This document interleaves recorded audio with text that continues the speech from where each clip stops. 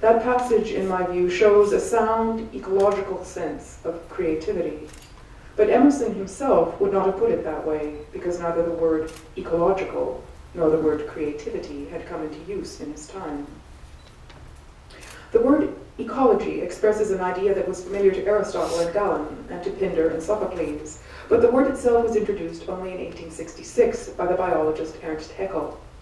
Ecology means what Haeckel said it means, the comprehensive study of the relations between an individual organism and its environment. It also now means the object of that study, that web of relations connecting every individual being with the environment that enables it to live. The noun, creativity, made from the adjective creative, is more recent yet.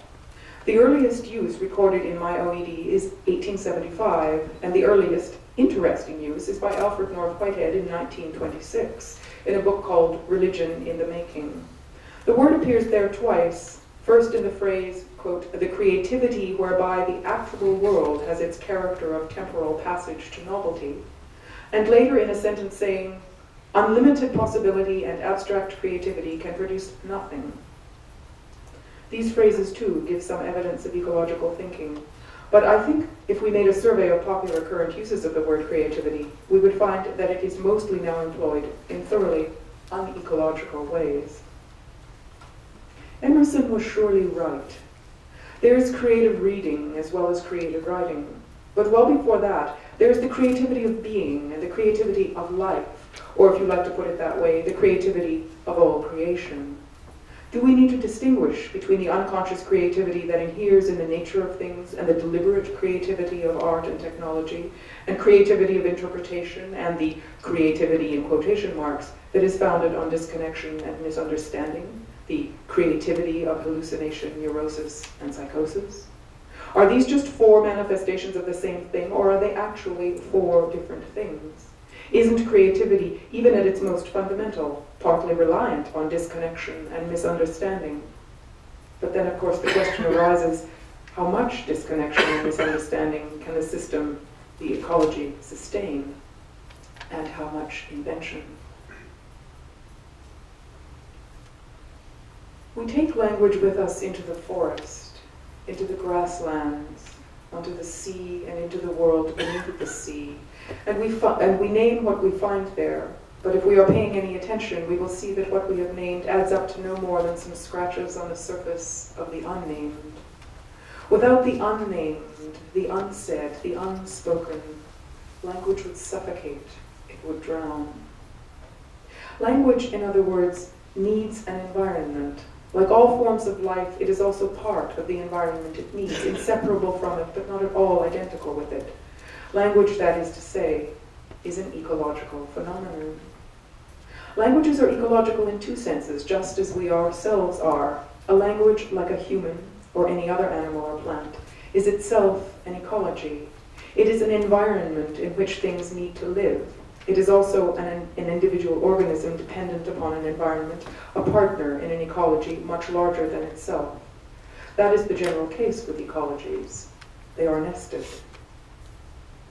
Language is an ecological phenomenon. Mind is an ecological phenomenon. Life is an ecological phenomenon. We may eventually learn that being itself, existence itself, is an ecological phenomenon. The alternate view is that the only ecological zone in the universe is the planet on which we live, which we are rapidly destroying by trying to use too much of it at once. It may be that being is ecological only under certain benign conditions, ecological conditions, and that these are, in effect, terrestrial conditions. Ecologies are self-transcending structures. That is to say, they are inherently creative. They are living things and therefore mortal. But while they live, they shift, adapt, rebalance themselves, and exceed themselves.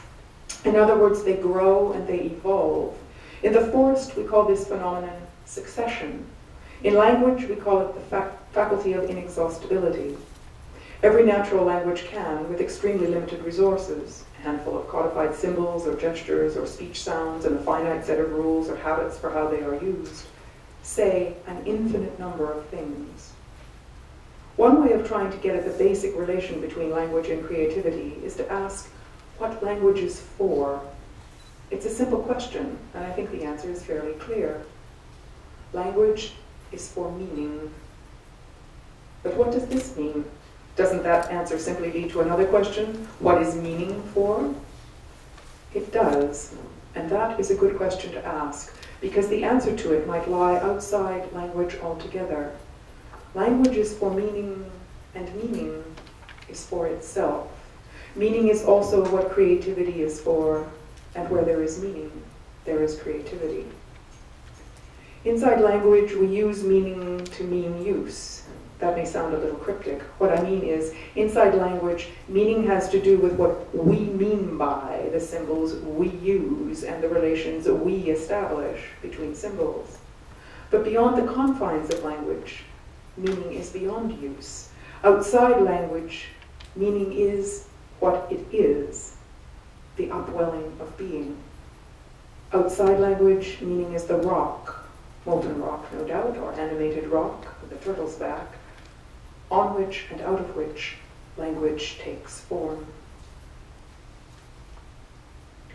If human societies are like other semi-porous, semi-self-contained systems, the oceans, the air, the forests, and the grasslands, for example, then they will need both stabilizing and renovating forces. They will need to grow, to adapt, to renew the fabric of themselves, and to give birth, because that is how living things protect and preserve themselves.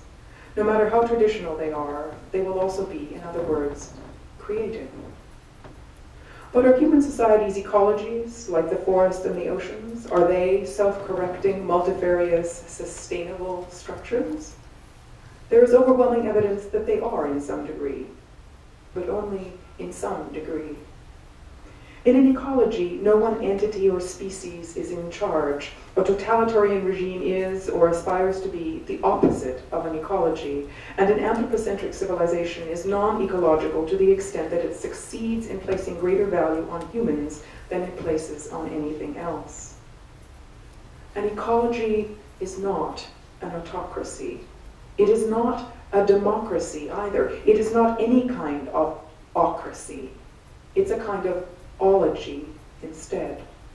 That is to say, it's a kind of knowledge incarnate and not an apparatus of control.